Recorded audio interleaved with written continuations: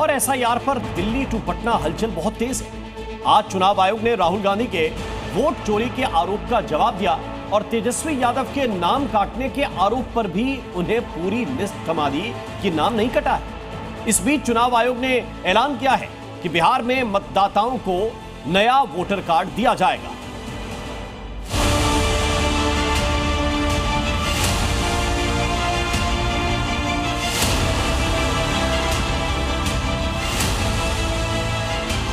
जो हमें मिला है वो एटम बम। मैं तो राहुल जी से यही कहूंगा कि जल्दी से जल्दी एटम बम फोड़ दीजिए।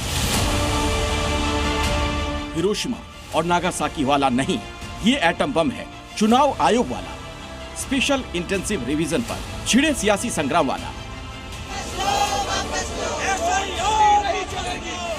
दिल्ली से लेकर पटना तक एसआईआर पर घमासान जारी।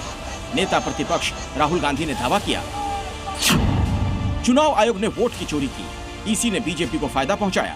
ईसी के खिलाफ पुख्ता सबूत मौजूद है। अब हमारे पास ओपन एंड शट प्रूफ है कि इलेक्शन कमीशन वोट चोरी में इन्वॉल्व है। मैं 100% प्रूफ के साथ बोल रहा हूँ, ठीक है।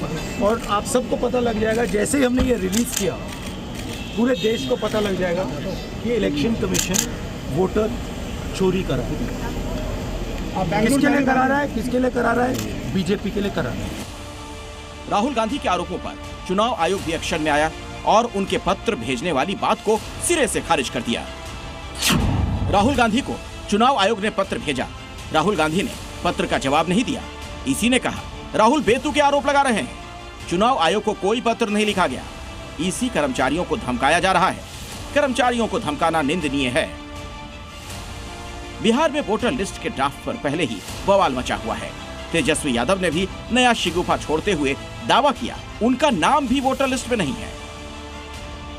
ये चुनाव आयोग का एप्लीकेशन है और मेरा ईपीआईसी नंबर हमने इसमें डाला है। ये एप्लीकेशन है, मेरा भी नहीं है। हम चुनाव कैसे लड़ेंगे? हालांकि राहुल गांधी की तरह तेजस्वी के दावे को भी चुनाव आयोग ने खारिज कर दिया। ईसी की तरफ से तेजस्वी को जवाब देते हुए कहा गया हमारे संज्ञान में आया है तेजस्वी यादव ने एक दावा किया कि उनका नाम ड्राफ्ट मतदाता सूची में नहीं है। उनका नाम ड्राफ्ट मतदाता सूची में क्रमांक 416 पर दर्ज है, इसीलिए यह दावा उनका नाम ड्राफ्ट मतदाता सूची में शामिल नहीं है झूठा और तथ्यात्मक रूप से गलत है। चुनाव आयोग के करारे जवाब ने कांग्रेस नेता राहुल गांधी, आरजेडी नेता तेजस्वी यादव और टीएमसी की ममता बनर्जी को भी परेशान कर दिया। बिहार में अब तक 65 लाख वोटरों के नाम वोटर लिस्ट से चुनाव आयोग ने काट दिए हैं। कहा गया या तो लोगों की मृत्यु हो गई या दूसरे विधानसभा इलाके में शिफ्ट कर दिए गए या बिहार के बाहर किसी दूसरी जगह पर वोटर लिस्ट में इनका नाम है। लेकिन विपक्षी पार्टियों को ये दलील हजम नहीं हो रही, लिहाजा सरकार भी मैदान में उतर आई। इसके पहले भी राहुल गांधी जी ने इस तरह का बयान दिया था और जिस दिन वो बोलेंगे भूचाल आ जाएगा। एक बार और बयान दिया था उन्होंने, जिस दिन मैं बोलूंगा उस दिन भूचाल आ जाएगा। मैं तो राहुल जी से यही कहूंगा कि जल्दी से जल्दी एटम बम फोड़ दीजिए। बस अपने आप को संतुलित और सुरक्षित रखिए। देश में पहले भी चुनाव आयोग इस तरह के क्रियाकलाप करता रहा है, मगर इसे इलेक्शन में हार की आशंका कहें या फिर जनता को गुमराह करने का तरीका। कुछ राजनीतिक दल और धार्मिक संगठन अभी से संवैधानिक प्रक्रिया में खलल डालने की कोशिश में जुटे हैं। जमात इस्लामी हिंद ने भी आरोप लगाया कि वोटर लिस्ट से मुसलमानों के नाम जानबूझकर काटे गए।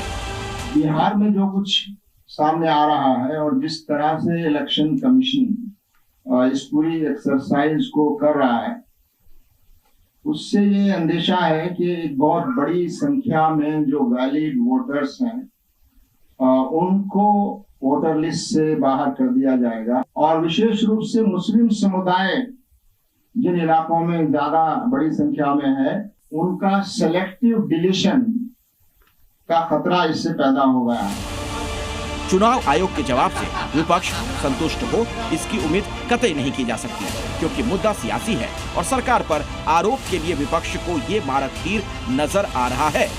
बिहार में स्पेशल इंटेंसिव रिवीजन के बाद पश्चिम बंगाल में भी प्रक्रिया शुरू होगी, फिर पूरे भारत में। लिहाजा विपक्ष इस मुद्दे को इतना जोर देकर उठा रहा है कि सरकार की इमेज पर डेंट लगे। और चुनाव आयोग को सरकार का तोता साबित किया जा सके। लेकिन विपक्ष का गोल बंद होकर SIR पर प्रहार का लाभ कांग्रेस, TMC और RJD जैसी पार्टियों को मिलेगा, इसकी संभावना ना के बराबर दिख रही है। ब्यूरो रिपोर्ट, जी मीडिया।